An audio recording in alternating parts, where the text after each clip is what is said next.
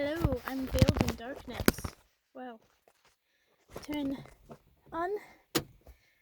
Hey, there's my face. I don't know how much storage I have, so let's start doing this before I run out of storage. Haha. I should have thought about that. Anyway, currently I am sewing some things, so I'm gonna be talking while sewing because I am a busy woman. I'm self-busy. Like, most of my stuff I'm busy with, it's like, I want to do it. Anyway, what am I thinking about? Oh yeah, I'll tell you why I'm sewing. So, I said that I'm working at camp. And what I like to do for fun, I like to dress up. Each day of the week, I dress up as a different character. Because it's fun. It gets kids talking and it's recognizable and it's just fun. Creates a fun environment. And gives me something to look forward to, you know? As a person who has trouble understanding how many days there are, if I can think about the characters I have left, it helps me understand how many days are left. You know? So, anyway, I've enjoyed doing that. So currently, well, today I went to Goodwill, because that is the home of getting a bunch of stuff really cheap. And I got a couple different things, and I'm going to be sewing and cutting them up for tomorrow. I know it's like last minute, but I only have one day in between the weeks. But I only have 4 more weeks, so that's okay. Anyway, what was I going to talk about? I mean, there's so many things I could talk about. There was something that was like, I should talk about that, and then it's left my mind.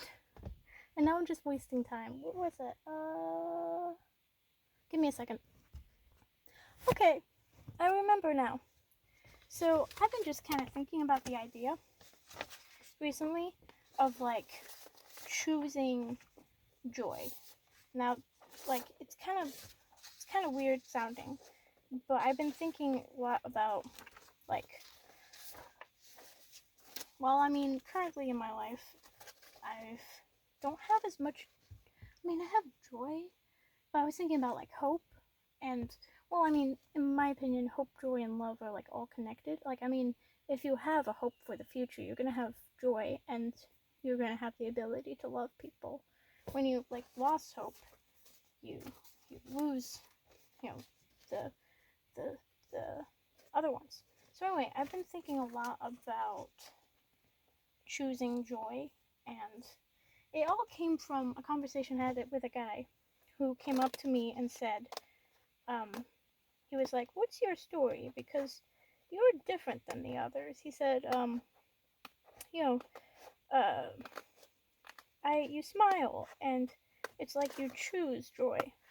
It was a really sweet conversation, but it got me thinking about it. He's like, your joy is like chosen. And I was like, huh.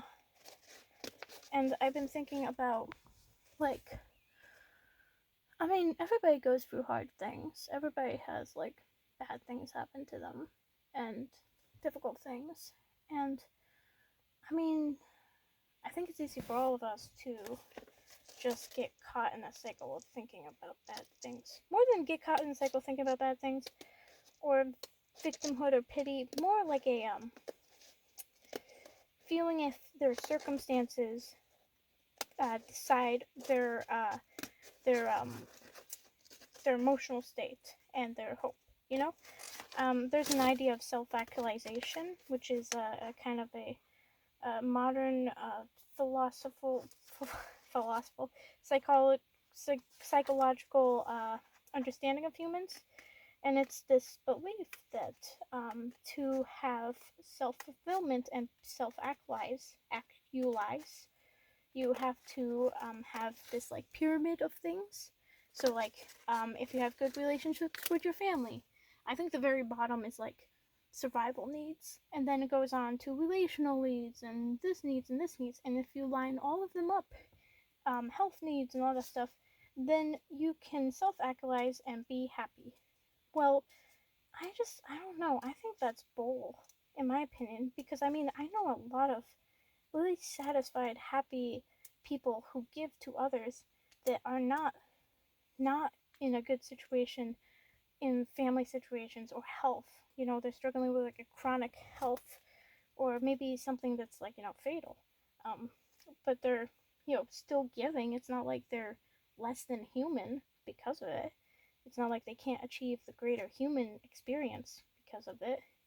Or like people who have bad family situations, they're not less than humans because of it. And I think the idea that you need to line up these things, your circumstances, to be happy, I think it's very dangerous because it says the problems out there. Now, there is things in life that will make you sad that are out there. There's circumstances. But that sadness is like a grief, usually. It's disappointment or grief. But it shouldn't be now this is your state of being, you know? Grief is something that's very difficult and has complexities, but it's something you grow and learn to have. You deal with it. I mean, I think a lot of times you don't get over it, but one of the parts of human experience is cherishing yesterday, but looking forward to tomorrow. I mean, this is kind of talked about in Doctor Who, where like he he's this time traveler and kind of immortal in some aspects, and so he has a bunch of friends who end up dying and leaving him. But he can't. I think there's a good quote by River Song that says, "Everybody knows everybody dies, but if he were to accept it for just 1 minute or something like, then I think the world would end or something like that. Something like he won't accept it, and that's good. And so I think the aspect of, grieving things and then moving on. Anyway, where was I going with that? But that becoming your state of being, like now I'm a person who is less than because I've had this bad thing happen to me. I mean, I think that's just wrong. I think there's power in being there's power in being in the bad circumstance, but not having your hope shaken. And it's more than just being happy if bad things are happening. Because, I mean, putting on a fake persona of happy when there's bad things around isn't strong. It's just as weak. I mean, it's not just as weak. It's, it's a shield to try to hide. But being unshaken in your hope when bad things are around, now that's the kind of stuff that changes. And I've been thinking about this because I'm kind of in a situation where I don't have, I have hope, but I'm not as excited about life as I've always been.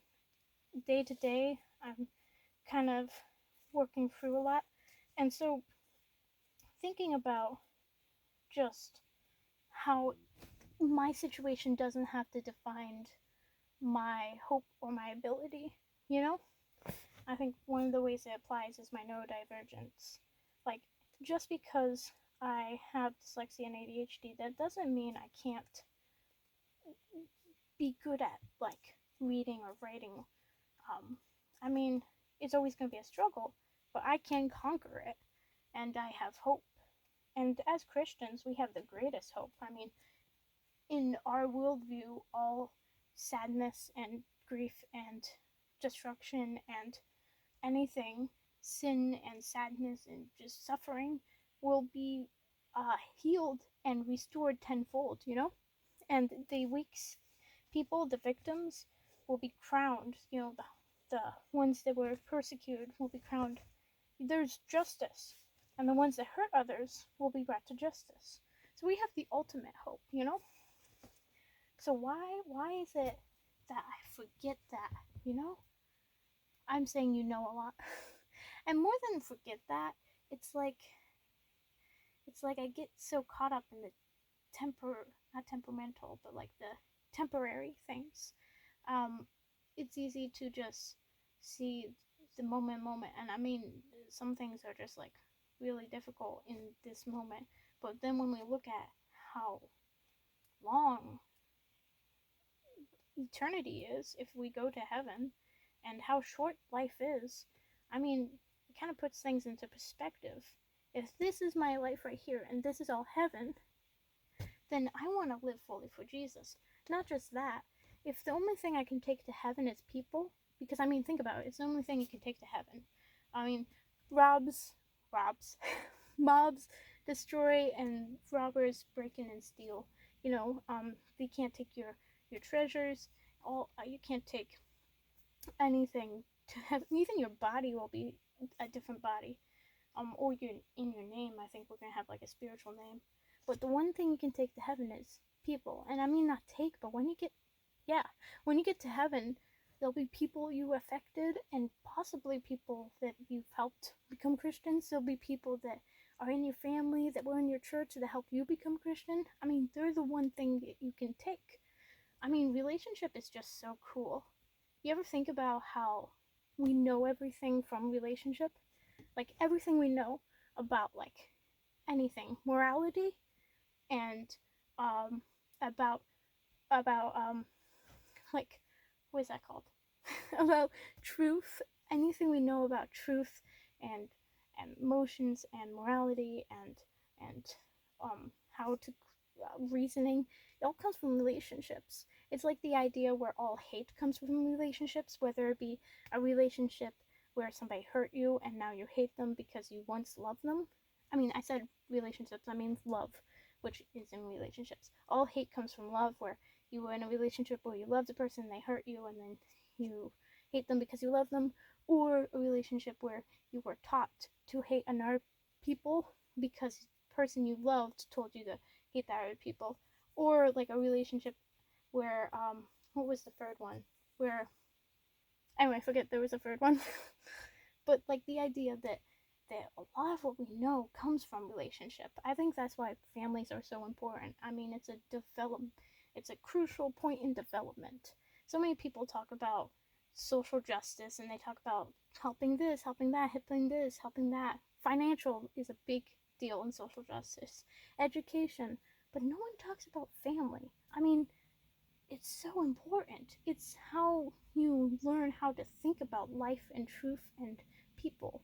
And if we don't help equip families, parents, and children on how, I mean, kind of children, but like families and parents, how to do family, and don't give them the necessary things to do family, then I mean, we can do all we want with education and money.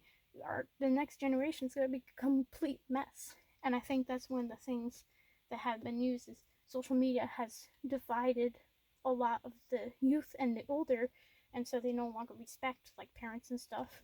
And I mean, that's led to a lot of the issues. I mean, kids can't connect to their parents as well when it comes to mental health problems because there's a lot of just a lot of stuff, social media, and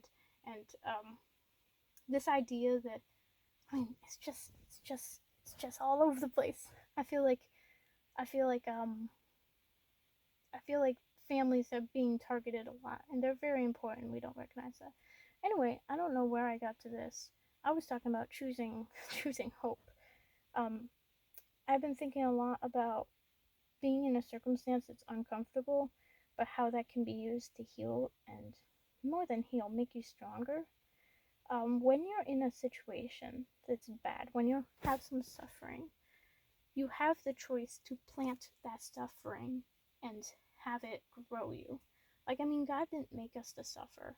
He made us not to suffer, and so it's a bad thing.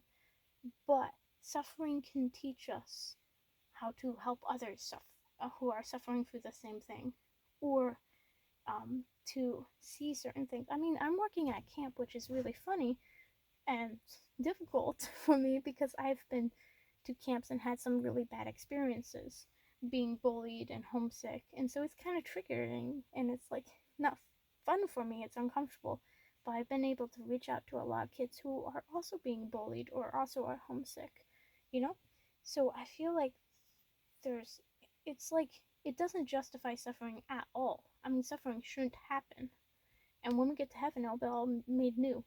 But for this temporary time on earth, the suffering we go to equips us to help others also going through that suffering.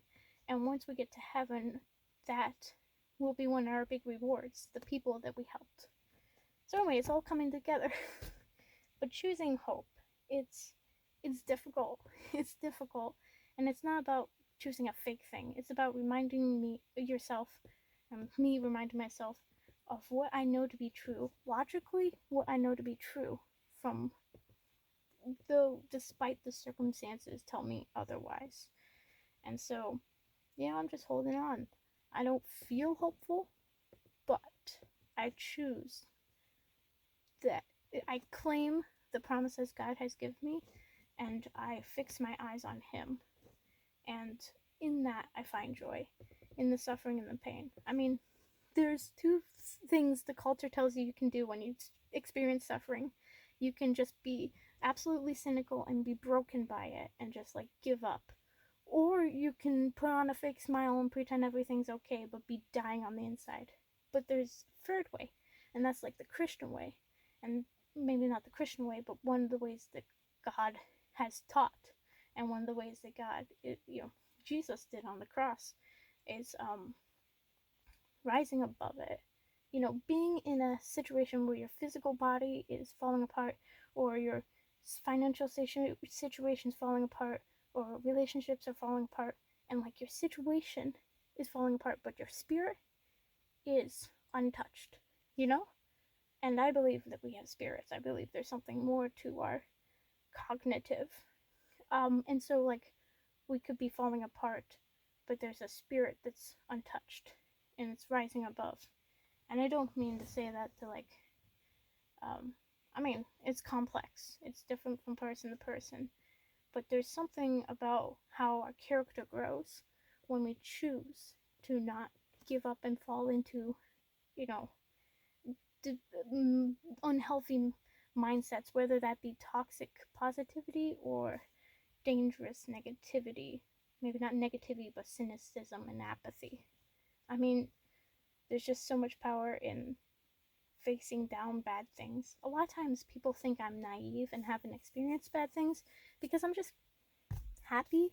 Not happy. I'm not happy. I'm sometimes mad and angry and sad, but I'm joyful. And so a lot of times people like, don't let bad things ruin that. Or I had somebody say to me straight up, like, you're that way because you haven't had bad things happen to you. But other people are upset when bad things happen to them. And that's why I hate when people talk about bullies and they say, well, think about what could be happening at their home life. That's probably really bad. I'm like, yes, that's a good way to help you have sympathy. But sometimes bullies are just mean. I mean, there's a lot of mean girls who just think they're that awesome. I'm gonna run out of storage, I know it. I gotta hurry up before I run out of storage. I think it's going to go. I think I might have more storage. I'm gonna finish this up real quick. We gotta be quick. I deleted an app so I can talk. So anyway, but I'm happy not because I have nothing happen to me and that makes me pure and happy. Instead, it's because I faced down very bad things. I faced evil. I faced people hurting other people, people hurting me, and I've decided not to be that. And I've risen above those things. Or I'm trying to. I mean, I'm not perfect, and I'm trying to get better at that. So anyway, all that to say, I've been thinking a lot about choosing joy and fixing my eyes on my hope instead of being in a rut of just cynicism and fake positivity. And I think there's power in rising above your situation. And I'm still learning, and I hope to get better at it. So, this is the last video I'm going to make, and then I'm going to go off to camp, and I'm really tired, and I'm not particularly excited because I'm tired, but I'm there to choose hope and happiness. I'm there to claim the promises that have been given to me, and I'm there to focus on others instead of myself. I mean, that sounds preachy, but there's a lot of power in getting out of your own head and seeing the people around you that could use help. And that doesn't mean pour from an empty cup. I won't go down another line. I could rant, but I only have 3 minutes. So I'm going to just say, if whatever you're going through, it's awful, and it's not supposed to be happening, and it's not good, and it's not God, but you can grow through it. Like it's fine gold, that whole thing, but you can find peace and joy and hope in fixing your eyes on hope.